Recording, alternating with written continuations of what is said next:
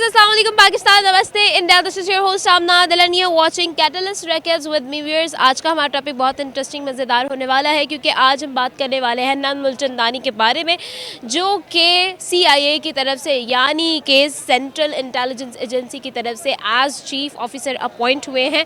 और ये देखा जा रहा है कि डेफिनेटली इंडिया तो बहुत प्राउड फील कर रहा है, लेकिन यहाँ के लोग क्या जानते हैं और कितना कैसा सोचते हैं इस बारे में, ये सब कुछ जानेंगे आज की हमारी वीडियो में। वो क्या ओपिनियन रखते हैं, ये सब सवाल पूछेंगे आज हम यहाँ पर आए लोगों से।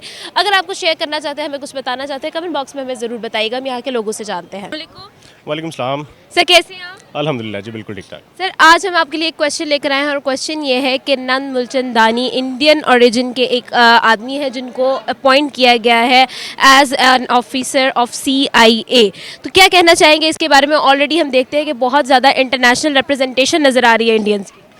देखें, बीइंग एज ऑप्टिमिस्ट मैं उनको अप्रिशिएट ही करूँगा। ये बड़ा अच्छा इकदाम है। देखें, हम क्रिटिसाइज़ किसी चीज़ पे करें जो रीज़न सॉलिड है। मतलब इस तरह हम किसी को क्रिटिसाइज़ नहीं करेंगे कि अगर CIA ने उसको अपॉइंट कर लिया है तो हमें क्रिटिसाइज़ करना चाहिए। उनमें काबिलियत है, वो अपने एजुकेशनल सेक्टर पे बिल्कुल कॉम्प्रोमाइज़ नहीं करते। मैं इंडिया की बात कर रहा हूँ तो वहाँ पर अगर अपॉइंटमेंट ये अमेरिका में हुई है तो इससे पहले भी कई नाम आपको सुनने में मिले होंगे, गूगल के, ट्विटर के, बेतहाशा ऐसे बड़े बड़े ब्रांड्स हैं जहाँ पर इंडियंस आपको हेड करते नज़र आ रहे हैं। इवन जो YouTube चैनल्स हैं, YouTube की एक बड़ी इंडस्ट्री है, उसके अंदर भी आपको इंडियंस ही हेड करते नज़र आ रहे हैं। तो आई think I should appreciate him कि वो वहाँ पर अपॉइंट हुए हैं और वो उनके लिए काम कर रहे हैं। और वैसे भी इंडिया एक बड़ी इंडस्ट्री है, बिजनेस इंडस्ट्री है, तो अमेरिका को वहाँ पर इन्वेस्ट करना पड़ता है, अमेरिका को वहाँ से सिलेक्ट करना पड़ता है। तो वहाँ पर वो खुद जाके ढूंढते हैं। और मैं चाहूँगा कि पाकिस्तान के अंदर भी इस तरह लोग मेहनत करें, इस तरह से अपनी काबिलियत दिखाएँ ताकि वो भी सिलेक्ट हो सकें। यहाँ पर अलमिया ये है कि जब कोई काबिल आदमी बाहर निकलता है तो उसको यहाँ पर कुछ काम करने से पहले ही सिलेक्ट कर लिया जाता है और उठा के अपनी मर्ज़ी से कहीं पे अपॉइंट कर दिया जाता है, जो कि नुकसानदेह होता है उनके लिए। तो ये I think I should appreciate him once again, wish him best of luck. इसे क्या कहना चाहेंगे कि इतनी ज़्यादा इंटरनेशनल रिप्रेजेंटेशन नज़र आ रही है, इंडियंस हर प्लेटफॉर्म पर जो है डोमिनेट कर रहे हैं, क्यों, क्या वजह? मैंने आपको पहले बताया कि उनका एजुकेशन सेक्टर इतना स्ट्रॉन्ग है, वो अपनी तालीम पर कॉम्प्रोमाइज़ नहीं करते। दे शुड मतलब सल्यूट टू अबुल कलाम आज़ाद, जो उनके फर्स्ट एजुकेशनल मिनिस्टर थे। उन्होंने जिस तरह से तालीम की बुनियाद रखी थी और आज भी वहाँ पर जो इंस्टीट्यूट्स हैं वहाँ पर बिल्कुल कॉम्प्रोमाइज़ नहीं किया जाता। चाहे वो किसी भी मज़हब से ताल्लुक़ रखने वाला है, वो इसके लिए इंडियन होना ज़रूरी है। वो फिर तालीम के लिहाज से उस पर उतनी ही मेहनत करते हैं जितनी कि वो किसी हिंदू पे, मुसलमान पे, सिख पे या क्रिश्चियन पे करते हैं। तो ये बड़ा अच्छा एक उनका है इंडियंस का। और डेफिनेटली फिर उसके बाद इस तरह के स्टार्स ही बाहर निकलते हैं जिनको सिलेक्ट किया जाता है। हमारी कोई पॉलिसी नहीं है। जब हम अपना फॉरेन पॉलिसी आज़ाद करने की बात करते हैं तो उसको डोमिनेट कर लिया जाता है, ठीक है, उसको कैप्चर कर लिया जाता है। जो आज़ादी हमें मिलने लगती है तो हम वो आज़ादी को उठा के बाहर फेंक देते हैं, फिर हम ग़ुलामी के अंदर आ जाते हैं। बेसिकली हमारी जो है ना, अभी हम एक पूरी कौम नहीं बन सके। अभी हम कौम बनने की तैयारी कर रहे थे कि उठा के प्राइम मिनिस्टर को बाहर फेंक दिया। तो क्या इस तरह हम कोई मिनाजुल कौम बन सकते हैं? कभी भी नहीं बन सकते। देखें, वो शख्स आया था, एक ईमानदार शख्स आया था, वो पॉलिसीज़ लेके आया था, तो उसने पॉलिसीज़ दी हैं। जो पॉलिसीज़ अगर हम वो अडॉप्ट कर लेते, आहिस्ता आहिस्ता, slow and study wins the race, हम उस तरफ चले जाते। दूसरी बात ये, हमारे अंदर जो है एजुकेशन नहीं है, इलिटरेसी बहुत ज़्यादा है। किताबों के अंदर, दूसरी जगह रजिस्टर्स के अंदर तो हमने भर दिए हैं कि जी हमारा इतना परसेंट हो गया, हमारा इतना परसेंट हो गया। मैं समझता हूँ हमारा 5 या 10% से ज़्यादा लिटरेसी रेट नहीं है। लोगों के अंदर शऊर नहीं है कि हमारे लिए क्या चीज़ बेहतर है, क्या चीज़ नहीं है। फिर भी एक शख्स आया, उसने आके जो है ये एक शऊर तो दे दिया लोगों में कि अच्छा और बुरा। आज उसके लिए लोग जो है निकले बाहर और खड़े हो रहे हैं। ये एक अच्छी अलामत है। इंशाल्लाह अगर वो कामयाब हो जाता है तो हम एक कौम बनने की जो है ना डगर पे चल पड़ेंगे। और जहाँ तक इंडियंस का ताल्लुक़ है CIA में, देखें CIA और अमेरिका कभी भी मुसलमानों को जो है ऊपर आने नहीं देगा और वो डोमिनेट करते हैं इंडियंस। वहाँ पे किसी जगह भी आप चले जाएं, नासा में चले जाएं या आप CIA में चले जाएं, IMF में चले जाएं, वर्ल्ड बैंक में चले जाएं, जिधर मर्जी चले जाएं, इंडियंस डोमिनेट कर रहे हैं। उनके यहाँ जो है एजुकेशन है, हमारे यहाँ एजुकेशन नहीं है। अगर हम एक एजुकेशन पॉलिसी बना दें कि जी पहली से लेके मैट्रिक तक अगर जो बच्चे को नहीं भेजेगा उसको करार वाकई सज़ा देंगे, तो हम एक पॉलिसी तो बनाएं। लूट खसूट हम ख़त्म करें, हम एक नेशनल पॉलिसी बनाएं। तो हम समझते हैं कि हम जो है ना फिर एक अच्छी ऊपर की तरफ जाएंगे, ना कि हम नीचे की तरफ आएंगे। पॉलिसीज़ तो बनाने देते ही नहीं कोई हमें, जहाँ पॉलिसीज़ बनती है उठा के लात घसीट देते हैं।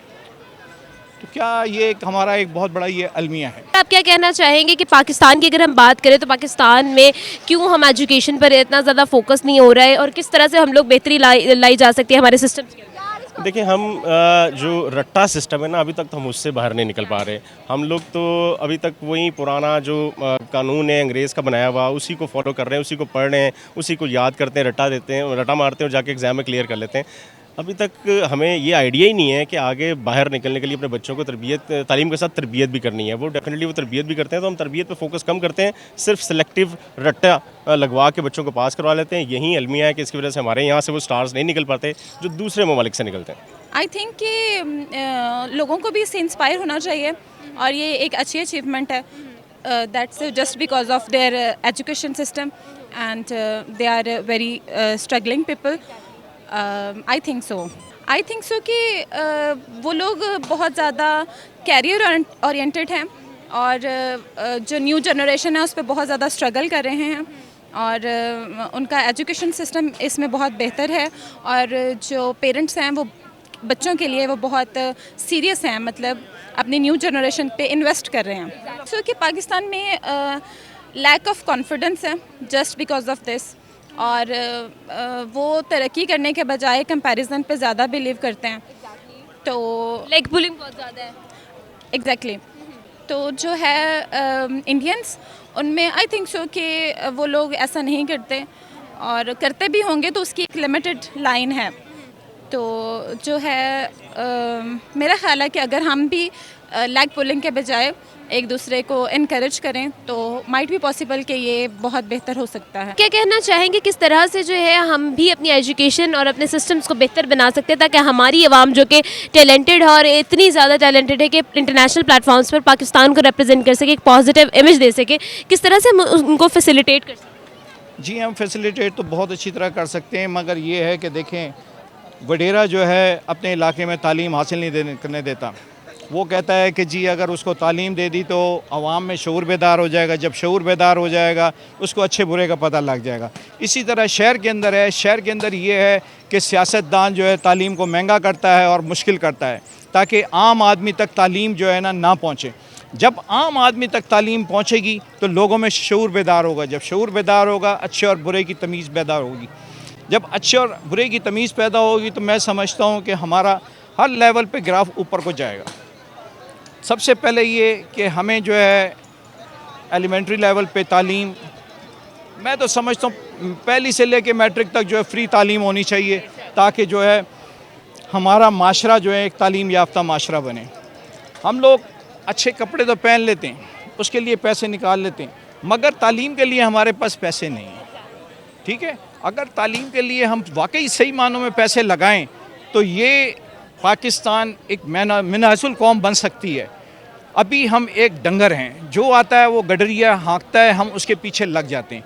अभी एक शख्स आया था, उसने अच्छे काम किए, मैं समझता हूँ अगर वो रहता तो वो मज़ीद अच्छे काम करता तो पाकिस्तान जो है पॉजिटिवली ऊपर जाता। सर हर जगह पर अगर हम देखें तो इंडियंस हमें रिप्रेजेंट करते नज़र आते हैं। अगर हम गूगल की बात करें, IBM, माइक्रोसॉफ्ट, ट्विटर, हर जगह पर इंडियन CEOs हमें नज़र आते हैं, डोमिनेट करते नज़र आते हैं। आखिर क्यों है ऐसा? उनका एजुकेशन सिस्टम में आखिर ऐसा क्या है, क्या वजह? देखें, पहली बात तो ये जो एजुकेशन वाली बात है ना, ये आपकी सही है, क्योंकि हमारी और इंडियन की एजुकेशन में बहुत फ़र्क है। उनकी एजुकेशन हमारे से बहुत अच्छी है। उनमें तकरीबन समझ लें 85% जो है ना मुल्क के लोग एजुकेशन हायर एजुकेशन है, हाई एजुकेशन। हमारी एजुकेशन बहुत कम है।